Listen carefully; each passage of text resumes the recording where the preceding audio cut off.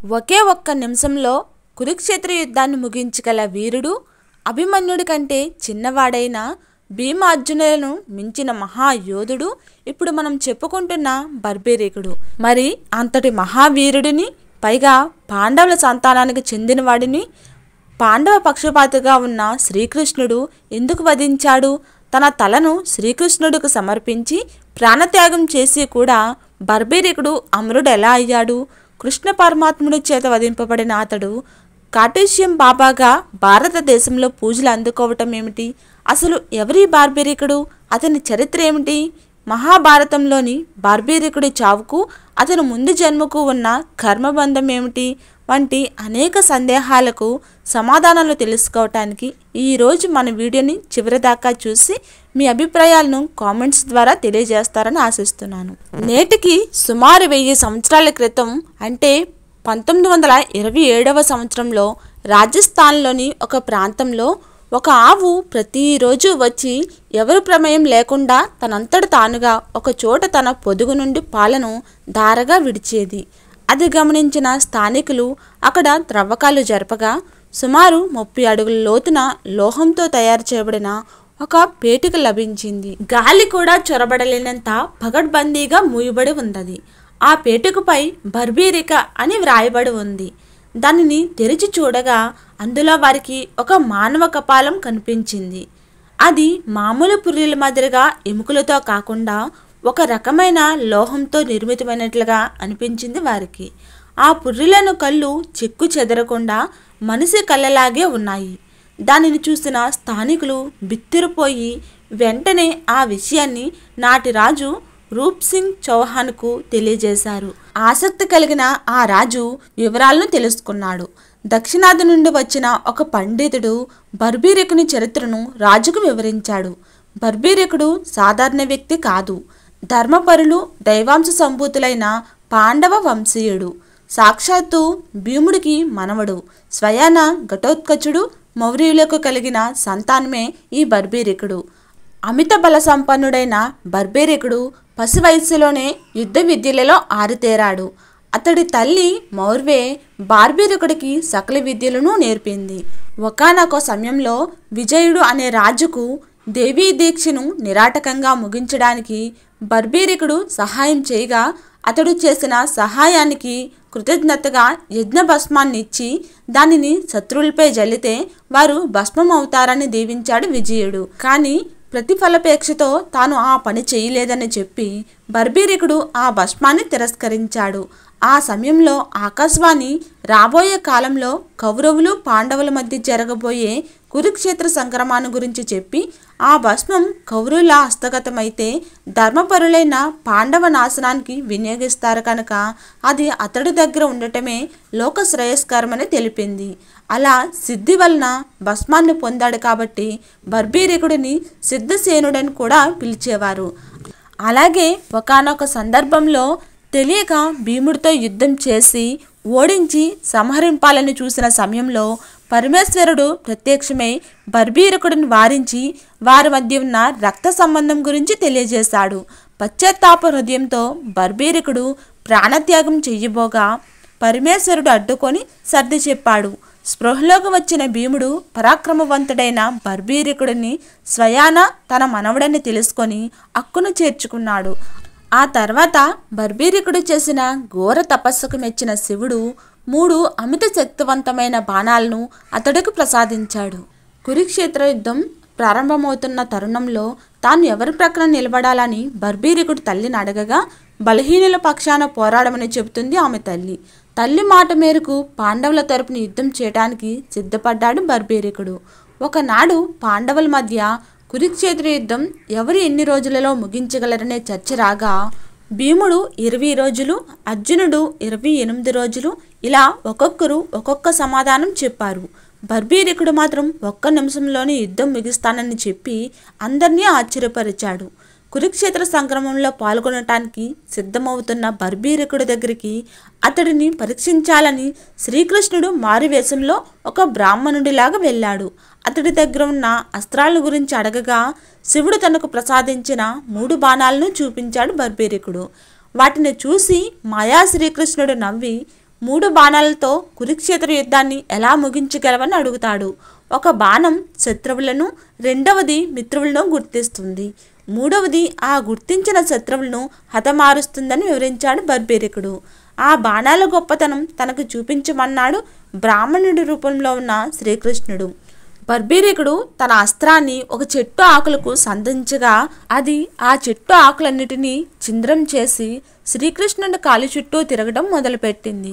అప్పుడు బర్బరీకుడు, మహానుభావా, మీ కాలి కింద ఒక ఆకు ఉండిపోయినట్లు ఉంది, దానిని ఛేదించినదే నా బాణం వెనకకు రాదు, దయచేసి మీ పాదాన్ని పక్కకు జరపండి అని కోరగా శ్రీకృష్ణుడు తన కాలిని తీసిన వెంటనే ఆ ఆకును ఛేదించి తిరిగి బర్బరీకుని అమ్ముల పొదలోకి చేరుకుంది. నీ తల్లి నిన్ను బలహీన పక్షాన్ని యుద్ధం చేయమని అన్నది కదా, నువ్వు ఎవరి పక్షాన్ని పోరాడుతున్నావని ఏమీ తెలియని వాడిలా బర్బరీకుని అడిగాడు మాయా శ్రీకృష్ణుడు.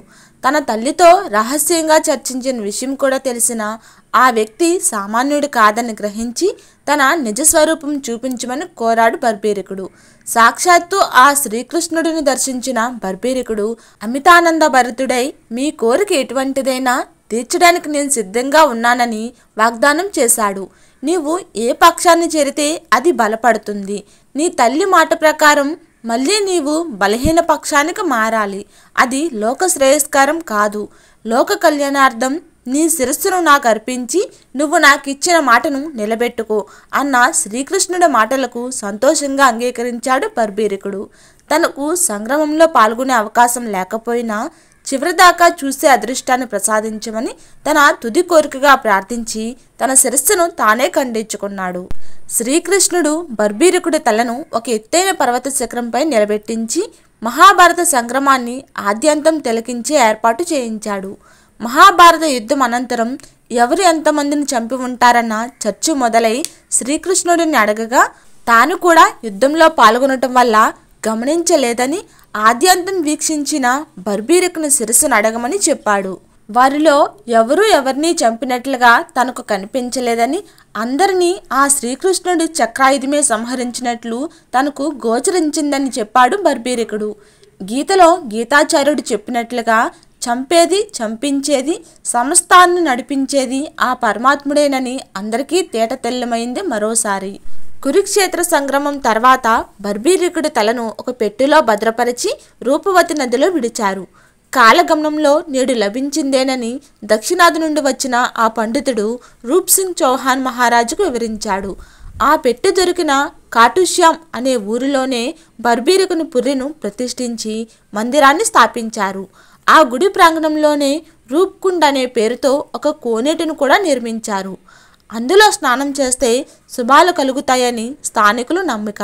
ద్వాపర యుగంలోని ప్రాణత్యాగం చేసిన బర్బరీకుడి తల ఏమాత్రం చిక్కు చెదరకుండా ఉండటంతో అందులోని శక్తులు అలాగే ఉన్నాయన్న నమ్మకంతో భక్తులు ఆయనను దైవాంశ సంభూతునిగా నేటికీ కొలుస్తున్నారు.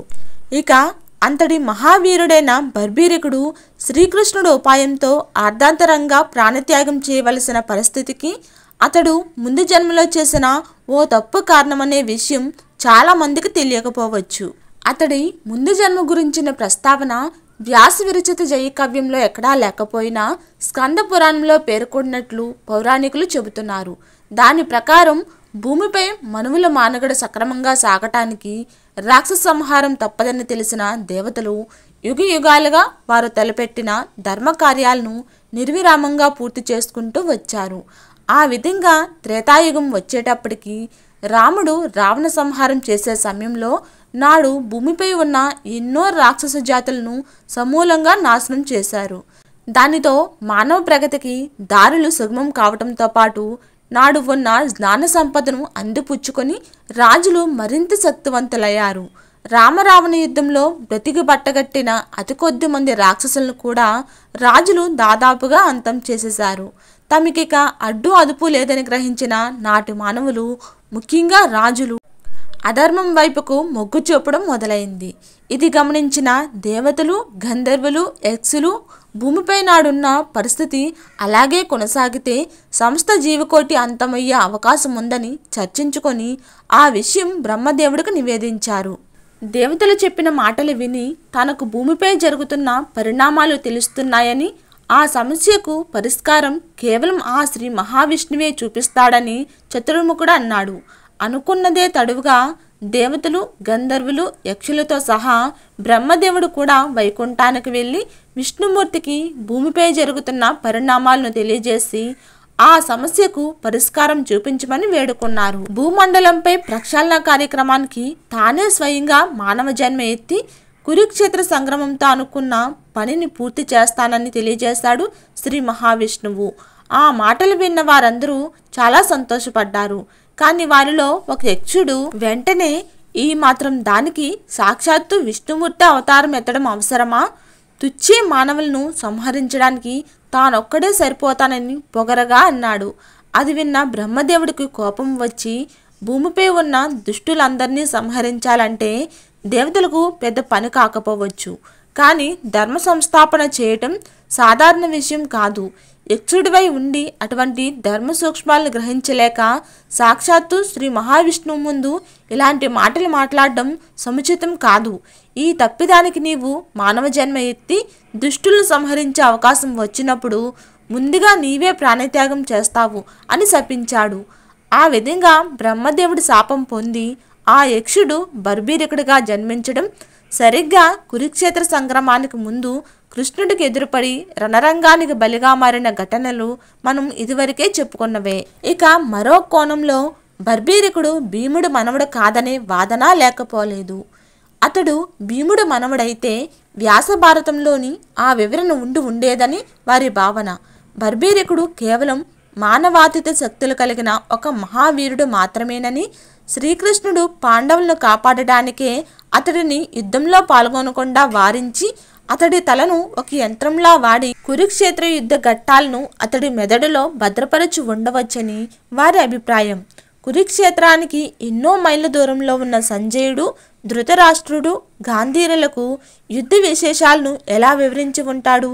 బహుశా బర్బీరికుడు తన అద్భుత శక్తులతో మహాభారత యుద్ధాన్ని వీక్షిస్తూ వేరే ప్రదేశాలలో ఉన్న వ్యక్తులకు ప్రసరింపజేసేవాడేమో. ఏది ఏమైనప్పటికీ బర్బీరికుడి తలలో మహాభారత యుద్ధ ఘట్టాలన్నీ నిక్షిప్తమై ఉన్నట్లుగా భావించవచ్చు. జై శ్రీకృష్ణ.